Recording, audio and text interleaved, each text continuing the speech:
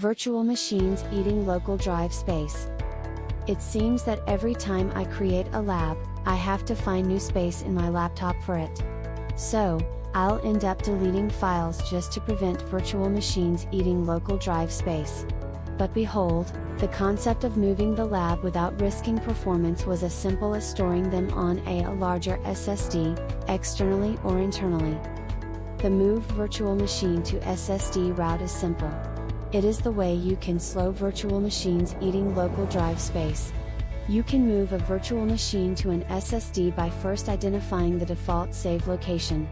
Depending on if it's VMware, VirtualBox, etc., the virtual machine save location will differ. From this default location, and with the virtual machine powered off, copy the VM file.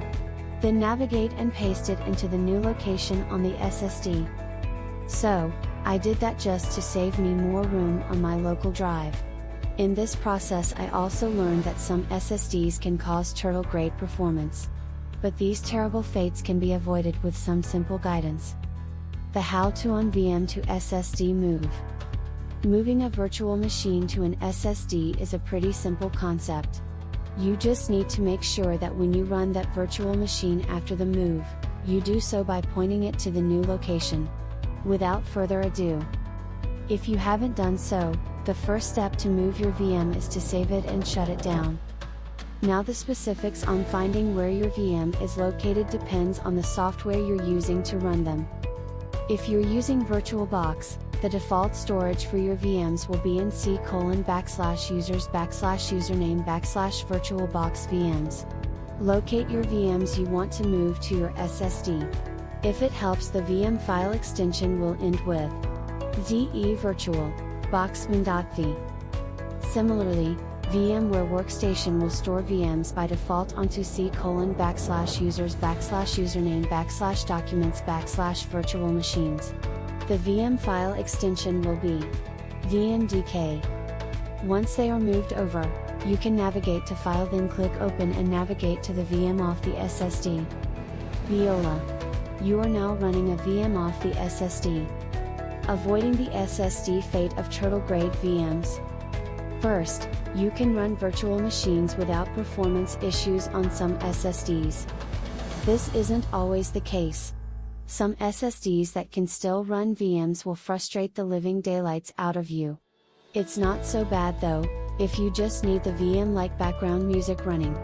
Especially if you've built the VM locally first. Otherwise, nixing slow SSDs is ideal. Say no to turtle-grade performance kids. To get speeds the cool kids have, there are two main things to keep in mind: read and write, and the throughout speeds.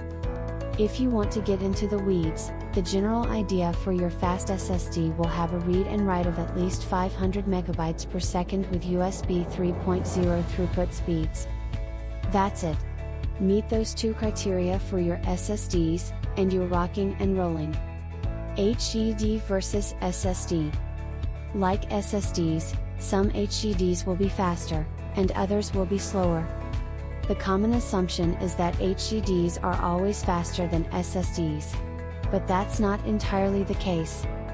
For instance, running a VM on a regular solid-state thumb drive will show significant performance loss over an HDD running at 7,200 rotations per minute.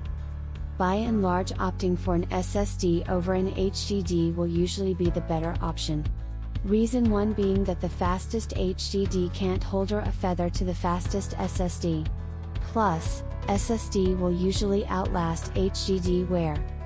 In the end, the common assumption that SSD is a better option over HDD holds true. But, it's important to consider that there are some HDD that will outperform SSDs in read and write speeds. External or internal SSD. If you're looking to add another SSD inside of your computer, make sure that your motherboard is compatible with the SSD. You can find this by going to the manufacturer's website and seeing what SSDs will be compatible to add onto your internal motherboard. External SSDs will be a simpler option. It's a little more clunky than putting the SSD inside of the computer, but it's worth the simplicity. The only additional thing to think through when purchasing is SSDs is if it is sold with enclosures. Some manufacturers just sell the SSDs without enclosure because the customer will usually either in placing the drive internally into the computer, or already have an enclosure. If the drive is sold without an enclosure, there will usually be another manufacturer that has created an enclosure to fit the SSD. You can simply do an Amazon search using the phrase of the SSD you want to purchase and a pinned enclosure at the end of the specific SSD you want to purchase.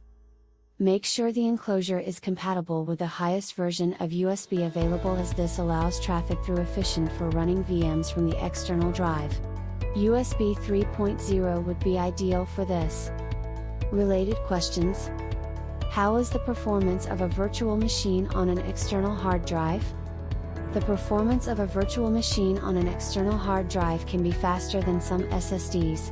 But like all drives, internal or external, it will depend on read and write speeds, traffic throughput, and size. The size is a simple explanation. This amount correlates to the storage your VMs require. The read and write speed will be the leading noticeable difference in VM performance. A close second for performance noticeability will be traffic throughput to the motherboard. The solution to do this is to get at least 7,200 to 10,000 RPM or higher for external hard drives with USB 3.0 traffic speeds. Can you run a virtual machine from an external hard drive?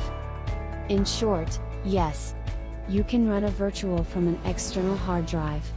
But performance is an issue that should be accounted for. As mentioned, storage space, traffic throughput and read/write speeds are to be considered when you do run virtual machines from an external hard drive.